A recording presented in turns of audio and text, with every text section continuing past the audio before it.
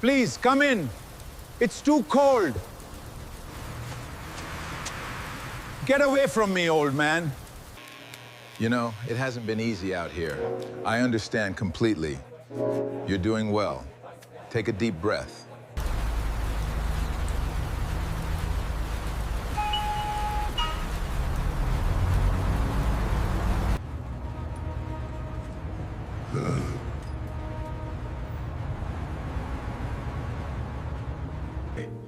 He walked out that door just like you're thinking about. It hurt then. I never knew. I never knew you lost so.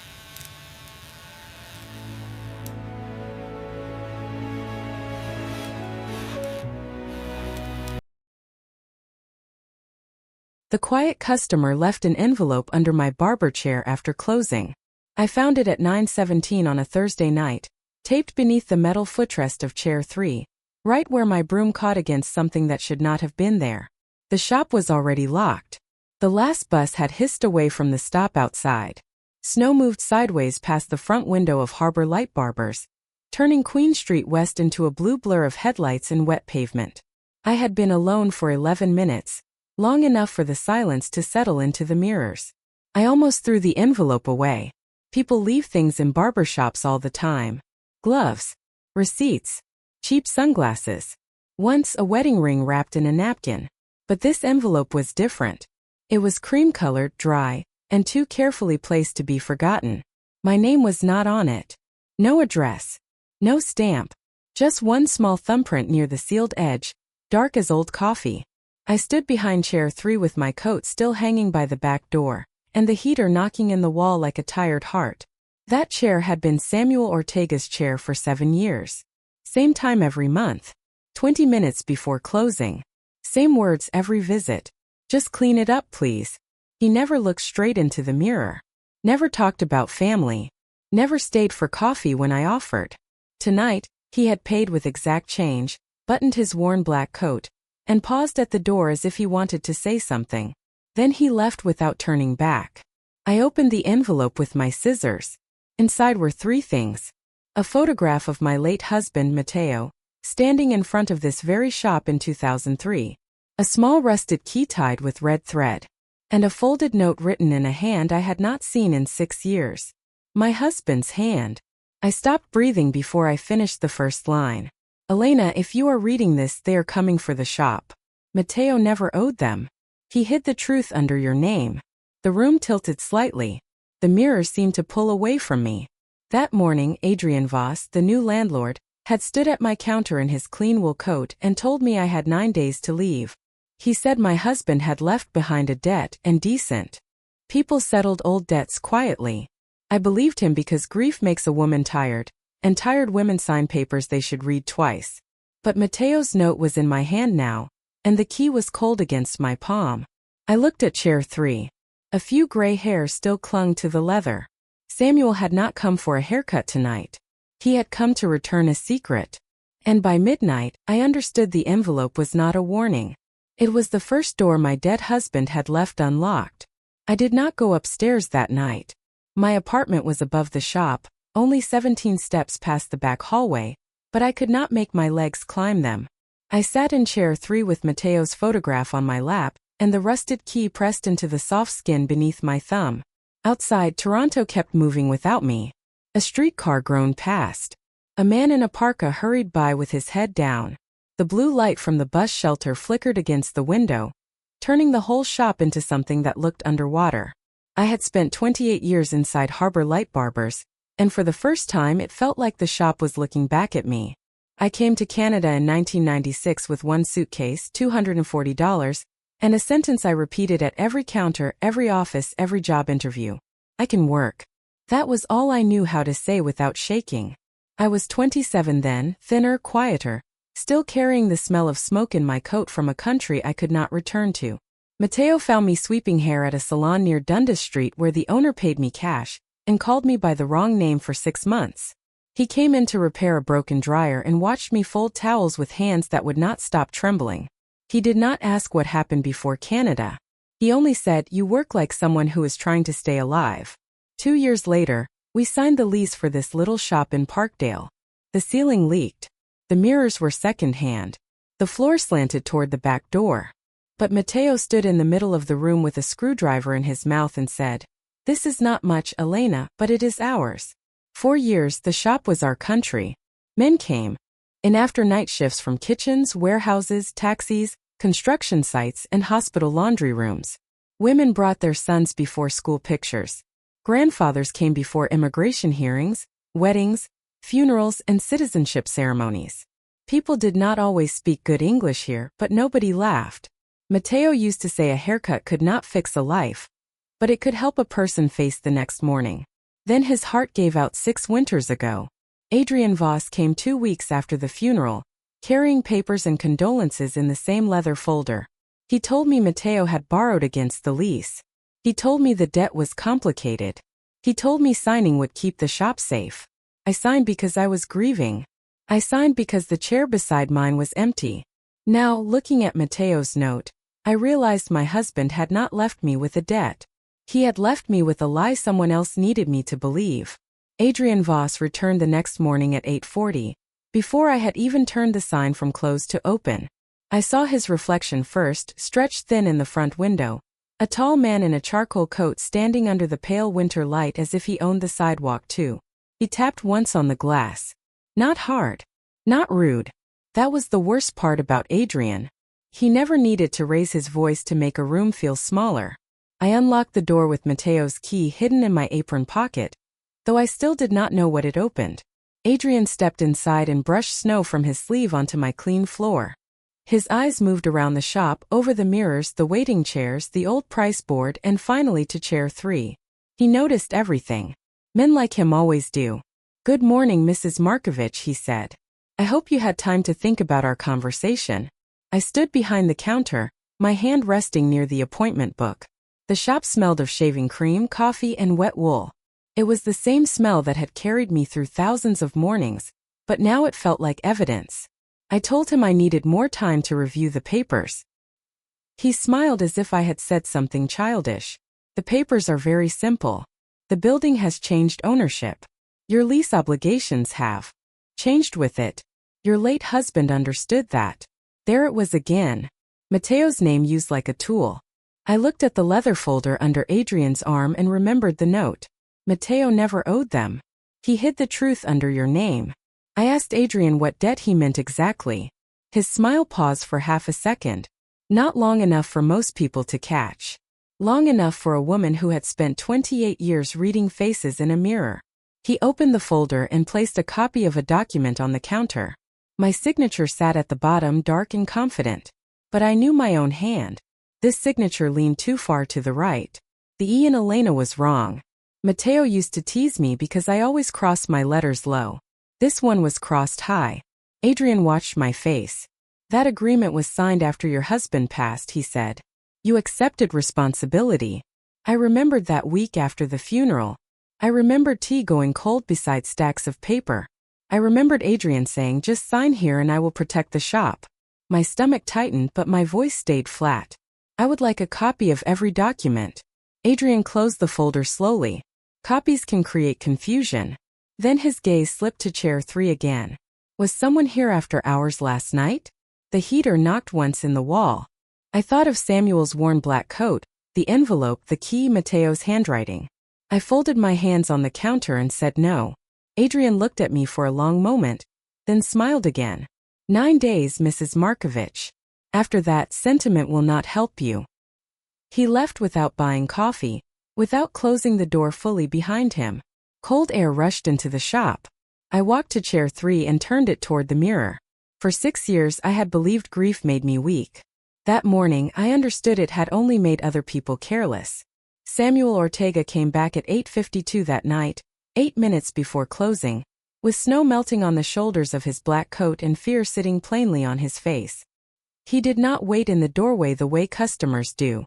He stepped inside, looked once through the front window, then turned the lock himself. That small click made the shop feel smaller than it had in years. I was standing behind chair 3 with Mateo's photograph on the counter between us. The envelope lay open beside it. The rusted key was in my palm. Samuel saw all of it and closed his eyes. as if he had been expecting this moment and dreading it for a long time. I asked him why he left it there. He did not answer at first. He took off his wet cap, folded it in both hands, and stared at the floor where I had swept away his gray hair the night before. Outside, the streetcar wires hissed in the wind. Inside, the heater knocked and the mirrors held 3 versions of his silence. Finally he said, "Your husband knew this day would come." My throat tightened, but I kept my voice low. "What day, Samuel?" "The day they tried to take the shop from you." He looked toward the window again. His hands were rough, the hands of a man who had worked above streets most people were afraid to look down from. For 30 years he had cleaned glass on towers in downtown Toronto, hanging in weather that could freeze a man's fingers through gloves. Yet in my shop, under warm yellow light, he looked more frightened than any man I had seen in a storm. I asked him if Adrian Voss knew about the envelope. Samuel shook his head too quickly. Then he whispered, "If he asked about me, you tell him nothing." That was when anger finally found me. Not loud anger. Not the kind that breaks dishes. The colder kind. I placed Mateo's photograph flat on the counter and asked Samuel how many times he had sat in my chair. Let me trim his hair, listened to me speak about rent, about loneliness, about Mateo, and said nothing. He swallowed hard. "Every month," he said. "Because Mateo made me promise to check if the light was still on." The word struck harder than any apology could have. Samuel reached into his coat and pulled out a folded transit map, old and soft at the edges. A red circle marked a bank near Union Station. "Box 417, he said. "The key opens it." I asked what was inside. His eyes lifted to mine for the first time in 7 years. "Proof," he said. "And the names of people who lost more than a shop." The next morning, I left the shop closed for the first time in 6 years. I taped a plain note to the glass that said, "Family matter. Back soon." It felt like a lie and the truth at the same time. The street was still dark when I walked toward the streetcar stop with Samuel's old transit map folded inside my coat. The rusted key was in my glove. Every few minutes, I touched it to make sure it had not disappeared. Toronto was waking slowly around me. Coffee shops unlocked their doors. Delivery trucks breathed steam into the curb. People moved past each other with their collars up, all of us pretending the cold did not own us. The bank near Union Station was not the kind of place Mateo and I ever used. It had marble floors, quiet elevators, and security guards who looked at my worn boots before they looked at my face. At the service desk, I gave the woman my name and the number Samuel had written on the map. Box 417. She typed for a long time. Too long. Then her expression changed. "Mrs. Markovich," she said, "this box is registered under your name and your late husband's." My mouth went dry. I had never been inside that bank in my life. A manager led me downstairs to a private room with gray walls and no windows. He placed a narrow metal box on the table, then left me alone. For almost a full minute, I only stared at it. I thought of Mateo's hands repairing the shop sink, counting quarters for laundry, holding my face the first winter I cried because I missed a home that no longer existed. Then I turned the key. The box opened with a soft click. There was no cash, no jewelry, no secret fortune waiting to save me. Just papers, folders tied with string, photographs, receipts, copies of leases, names written in Mateo's careful hand. On top was our original lease for Harbor Light Barbers, signed in 1998. I read it once, then again. The renewal clause was clear. The rent could not be tripled without cause. The shop could not be taken without 90 days' notice and legal review. Beneath it was the paper Adrian had shown me after Mateo's funeral. The signature looked like mine, but now I saw the truth. It had been lifted from another document, copied and placed where it did not belong. My hand started shaking only when I found the list. 14 businesses. A Filipino seamstress. A Sri Lankan grocer. A Ukrainian bakery. A Mexican flower shop. Beside each name, Mateo had written one word. Pressured. Misled. Removed. At the bottom of the box was one final envelope, addressed to me. I opened it slowly. "Elena, my love, if this reaches you, I failed to finish what I started. Do not trust Voss. Do not sign anything alone. And do not think I hid this because I doubted you. I hid it because I knew you would stand in front of the danger before I could stop you." I sat in that windowless room until the lights blurred. My husband had not left me a debt. He had left me a case. And somewhere above me, in a city that had already forgotten their signs, 14 people were still waiting for someone to say their names out loud. I did not start with all 14 names. Courage is not always a door kicked open. Sometimes it is one address folded in your pocket while your hands shake on a streetcar. The first name on Mateo's list was Lilia Santos, seamstress, removed. Her old shop had been on Roncesvalles Avenue, but the address now belonged to a candle store with white shelves and prices written in gold ink. The woman behind the counter had never heard of her. I stood outside under a gray sky, holding the folder against my chest, feeling foolish for thinking the past would still be waiting where it had been wounded. Then an older man selling newspapers from a corner stand looked at the photograph in my hand and said, "You are looking for Lilia. She works from her basement now." He gave me an address near Lansdowne. The house was narrow, brick, and tired. Lilia opened the door with thread stuck to her sweater and suspicion in her eyes. When I said Mateo Markovich, her face changed so completely that I almost stepped back. She led me downstairs without another word. Her sewing machines were lined against the wall like small metal animals. Coats hung from pipes. A kettle clicked on a hot plate. She listened as I explained the box, the papers, Adrian Voss. She did not cry. She only opened a drawer and pulled out a lease, a notice, and a letter with the same company logo I had seen on Adrian's folder. They told me my English was not enough to understand business, she said. Then they told my son I was making trouble. After Lilia, I found Mr. Pereira, the Sri Lankan grocer, now stocking shelves at a chain supermarket in Scarborough. I found Oksana and Mikola, who once owned the bakery with blue curtains, now baking at night in a rented kitchen behind a church. I found Rosa Mendoza, who lost her flower shop 3 months after her husband died. Each story was different. Each paper was almost the same. Polite words, short deadlines, complicated clauses, signatures that looked slightly wrong. No one had been dragged out. No one had been shouted down. They had simply been worn down until leaving felt easier than fighting. By evening, I returned to Harbor Light Barbers with copies, phone numbers, and a kind of anger that did not need volume. Samuel was waiting across the street under the bus shelter, his cap low, his shoulders hunched. I crossed to him and said I found them. He looked past me toward the shop window. "Then you know," he said. "Know what?" He reached into his coat and handed me one more photograph. Mateo stood in my shop beside Lilia, Mr. Pereira, Rosa, Oksana, Mikola, and 9 others. Samuel stood at the edge of the frame, younger, thinner, looking away from the camera. On the back, in Mateo's handwriting, were 4 words that made the cold disappear from my hands. If Elena asks, gather. By the 7th night, I stopped pretending the shop was still just a shop. I moved chair 3 to the center of the room and turned it toward the mirror, the way Mateo used to do when he wanted to check the light from every angle. On the seat, I placed the cream envelope, the rusted key, the original lease, the forged agreement, and the photograph of 14 people who had once owned pieces of this city.